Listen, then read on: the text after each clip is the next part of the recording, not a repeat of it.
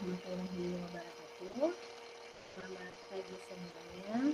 Salam sehat untuk kita semua. Pertama-tama untuk mengawali pertemuan kita pada pagi hari ini, saya akan memperkenalkan diri dulu. Nama saya Esrin Hamdi. Saya mengajar informatika kelas 7 di SMP Negeri 10 Gorontalo. Oke, sebelum saya mengajar pada hari ini, saya akan bertanya dulu kepada adik-adik. Apakah adik-adik sudah pernah mendengar apa itu informatika? Baik, mungkin ada di antara adik-adik yang belum mengetahui apa itu informatika. Maka dari itu, kita akan belajar tentang informatika. Sebelum kita memulai pelajaran pada pagi hari ini, pertama-tama kita berdoa dulu menurut keyakinan kita masing-masing. Berdoa dimulai. Bismillahirrahmanirrahim. Alhamdulillahirrahmanirrahim. Ar-Rahmanirrahim. Maliki yaumiddin. Iyyaka na'budu wa iyyaka nasta'in. Ihdinas siratal mustaqim. Siratal ladzina an'amta 'alaihim ghairil maghdubi 'alaihim waladdallin. Semoga dengan doa kita semua bisa sehat selalu dalam menjalankan pembelajaran pada pagi hari ini. Oke, sekarang kita masuk pada icebreaking dulu, di mana icebreaking yang akan saya berikan yaitu adalah kolaborasi konsentrasi. Jadi kita akan melakukan icebreaking supaya adik-adik tambah semangat dalam melaksanakan pembelajaran pada pagi hari ini. Jadi petunjuknya di sini adik-adik saya minta untuk konsentrasi mendengarkan petunjuk dari saya. Jadi petunjuk SPT-nya kalau saya bilang tepuk pagi, jadi tepukannya 1 kali. Tepuk siang 2 kali. Tepuk sore 3 kali. Tepuk malam tidak ada tepukan. Jadi untuk adik-adik untuk konsentrasi. Kita mulai ya. Tepuk pagi. Tepuk siang. Tepuk sore. Tepuk malam. Oke, tidak ada tepukan. Sekarang saya akan tukaran. Jadi saya akan lihat sini siapa yang benar-benar konsentrasi dengan yang tidak. Oke, sekarang tepuk siang.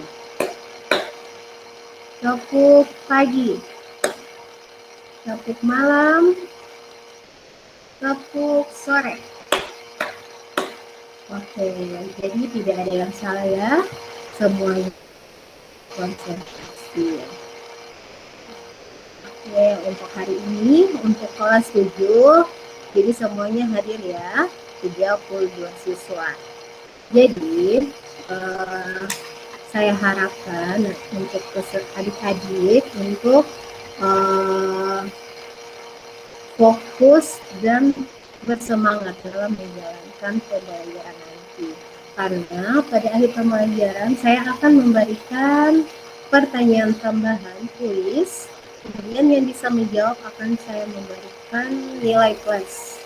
Jadi adik-adik saya harap harus fokus. Oke, sekarang kita masuk pada materinya. Ya sebentar, saya akan izinkan saya untuk share materinya.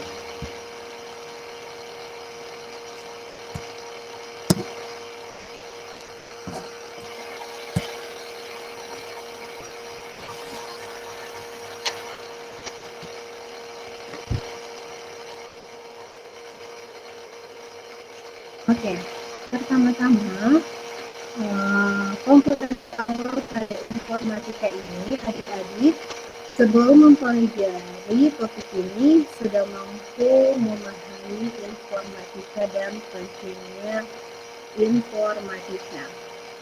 Tujuan pembelajaran kita yaitu adik-adik dapat memahami informatika dan pentingnya informatika di abad ke-21. Oke, adik-adik. Adik-adik mungkin banyak yang pernah menggunakan aplikasi atau game pada smartphone. Menarik bukan? Nah, aplikasi atau game adalah salah satu produk yang dihasilkan dengan ilmu yang disebut informatika. Maka dari itu kita akan belajar informatika. Oke, di sini ada informatika dan keterampilan generik. 1.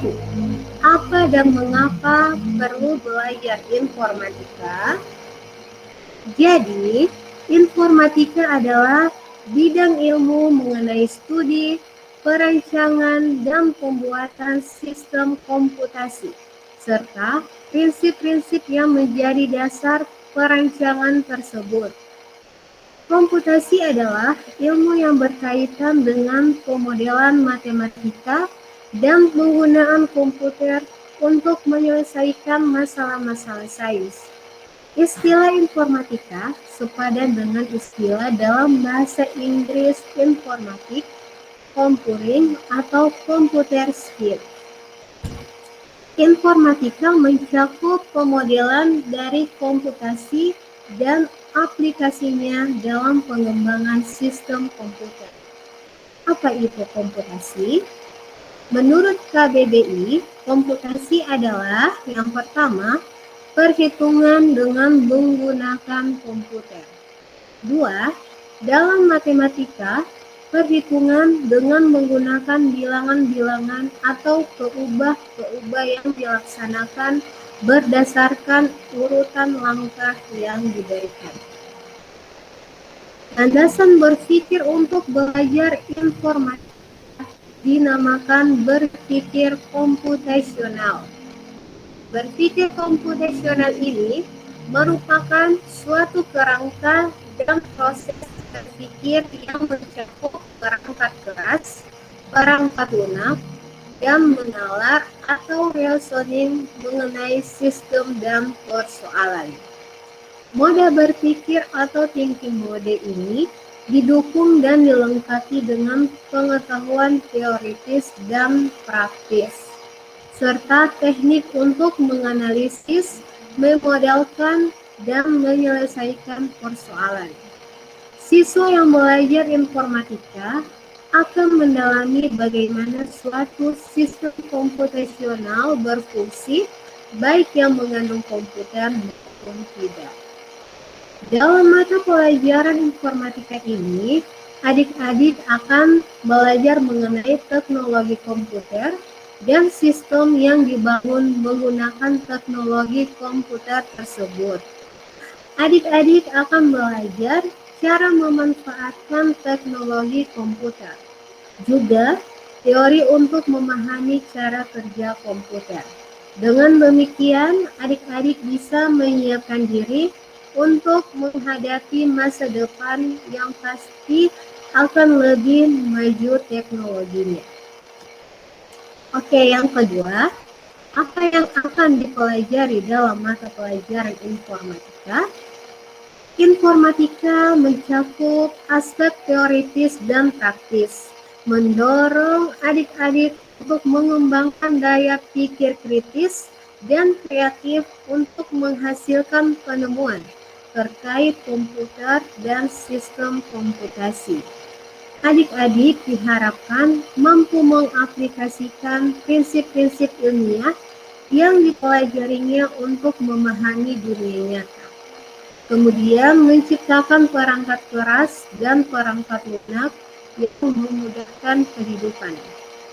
Dengan mengombinasikan prinsip, praktik, dan penemuan, adik-adik akan menjadi kreatif dan merasakan manfaatnya.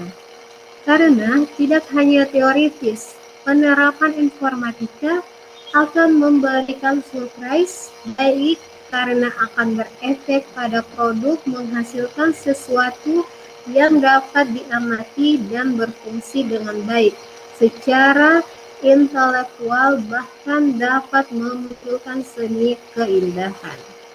Oke, jadi adik-adik akan mempelajari bidang-bidang pengetahuan informatika.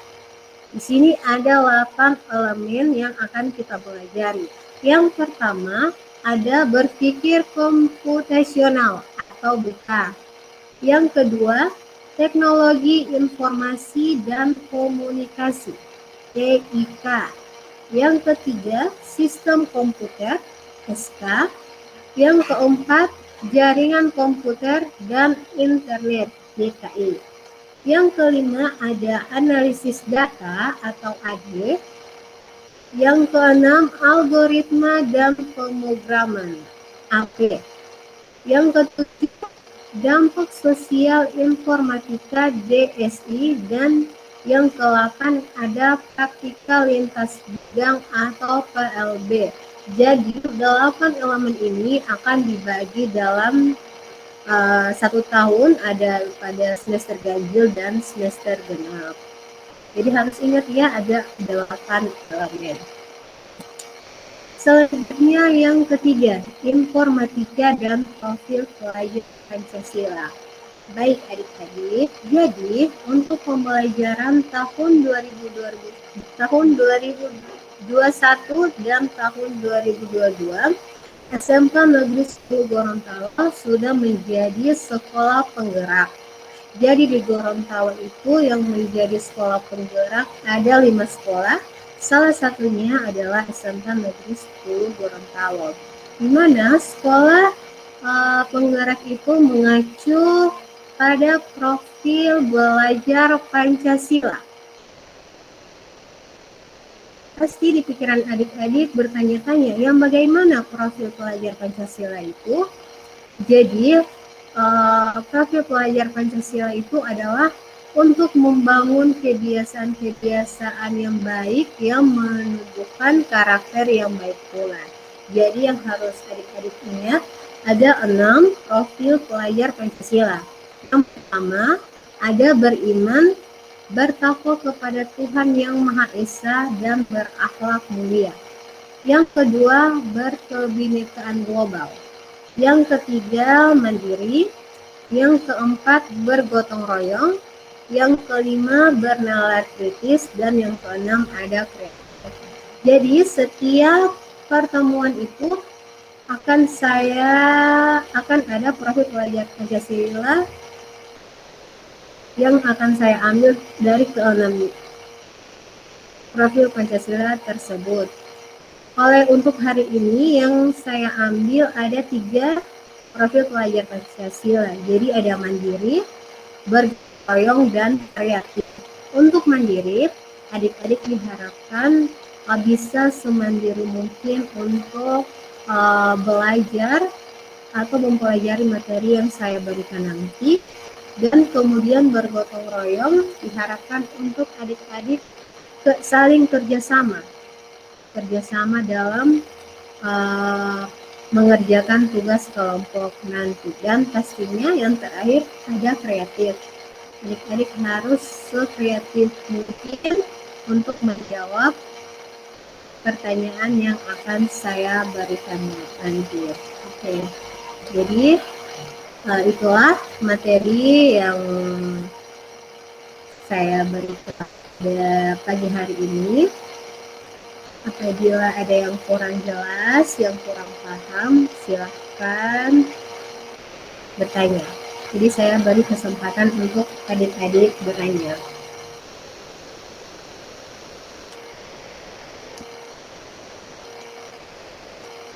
Oke, karena tidak ada yang bertanya, saya tolong adik-adik buka Classroom, mapel informatika. Di situ saya sudah kirim materi dan tugas-tugas. Tolong adik-adik kerjakan LKPD yang ada di tugas di Classroom ya. Usahakan tugasnya diselesaikan hari ini. Nanti kalau ada yang kurang paham bisa ditanyakan di Classroom atau melalui grup WA. Oke.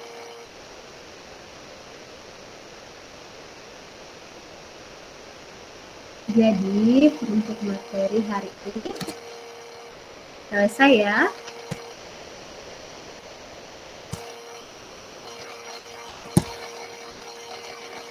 Oke, selesai. Jadi jangan, sekali lagi saya lupa, jangan lupa isi absen online-nya dan kerjakan tugasnya. Lebih dan kurangnya saya mohon maaf. Wassalamualaikum warahmatullahi wabarakatuh.